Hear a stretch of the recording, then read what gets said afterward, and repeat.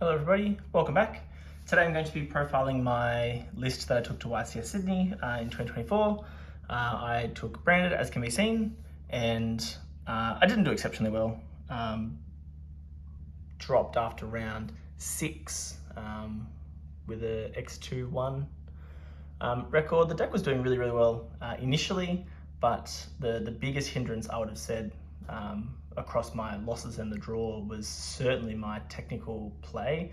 I've only been playing branded for the last really for the last couple of weeks, just because I knew I had to take something to the YCS, and it wasn't, and just with time and all those kinds of things, just did not have enough time to kind of test and really just learn my deck as best I could. I found that the list itself I thought was really strong. However, just like my technical gameplay was just it was very poor at times. In my draw, for example, round 1, which was against Viking Snake Eye, certainly I was in a commanding position, but just because I couldn't find the line to lethal efficiently, we ended up playing into time, and it was my game to win. And then my final round, my round 6 loss to Voiceless Voice was again, looking back on both games, I recognised points where if I'd done different actions, then I think almost certainly I could have come away with a win, and then or at least taken it to a game 3, and just seeing where it went from there. But yeah, I was so trying to be quite reflective of how everything went. But overall, I really enjoyed the experience. It was great to kind of play branded in a more competitive capacity. I was really happy with the list. It looks a little bit different to, I guess, what everyone would say is the conventional list, but definitely a lot of similarities. It's 42 cards. You could probably pretty easily make it 40, but I was really happy with the consistency. I was always kind of able to play.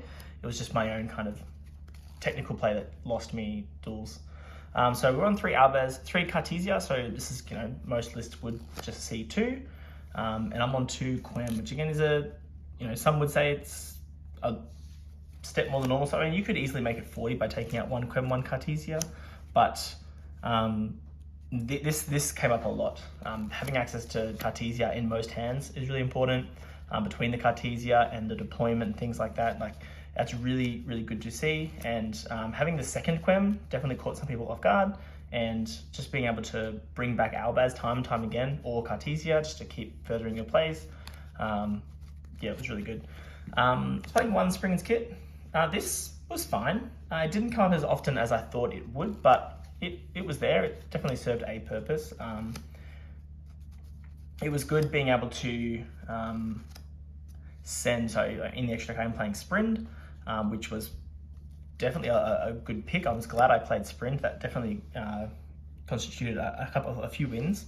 But being able to have Albion and Sprint in the graveyard, being able to summon Kit, which meant you could access 2 branded spells. So I remember there was one example was when I searched Lost and Branded Fusion, and that was just really crazy. And then it was just a really quick, easy jump to lethal from there. But moving on, 1 Mercuria. Potentially you could play this at 2. I for example, might cut the Kit. A second Mercuria could be fine. But otherwise at 1 it was decent as well. And then the last of kind of the Albaz monsters was the 3 Albion.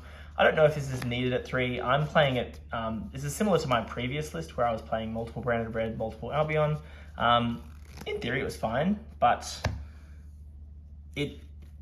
obviously if the game grinds on a bit, then it does lose some value, but the draw 1 was certainly clutch, so I didn't hate seeing it, but potentially something that could be looked at for the future. Then for the Despia stuff, 3 Aluba, 1 Ad libitum, and 1 Tragedy. The Ad libitum was fine. It came up a few times. Again, it could be something that isn't as needed. Potentially I could just flip this over to Puppet and main deck the Puppet. I was siding it.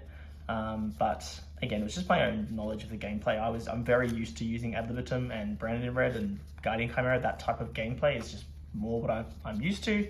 But I think if I'd learnt my lines a bit better and knew the deck a bit better, I'd probably just put the Puppet in and kind of aim more for that, because this list, as you will see, is very gas heavy, engine heavy, and you're able to kind of access Mirror Jade plus Puppet in a number of different hands and scenarios, which is what I'd want to do, I wouldn't want to be just turboing out a puppet and hoping that it sticks, because obviously if that doesn't stick, then you just lose the game. But it was fine. The spells, there's nothing really too shocking here. 3 fusion, 3 opening, 3 red, obviously probably the most shocking thing, but I just personally love the card. I think it's crazy. Yeah, just having multiple copies of this extra fusion summon is really nice. And I may as well throw Branded and White here too. So I was playing one of this. This is probably a cuttable card. I didn't actually see it in 6 rounds or need to even use it in 6 rounds, but I guess in theory it was fine. And one Branded lost. Yeah, so one thing I'm obviously not playing is the Lubellion and Bestial Saronir. In my previous build, I wasn't even playing Lost and Mercuria, but I have learned from my mistakes a little bit. Lost is obviously crazy, and when you're playing 3 red, 3 opening, and 3 fusion, your Aluba is very often going to search Lost, because you find yourself with Aluba plus, you know, red and fusion or Endor fusion, and so like Lost becomes just your main search target. Funnily enough, when I searched Lost one, the reason why I lost my voiceless voice matchup was when I searched Lost, I should have just searched red, because I'd hard opened fusion deployment.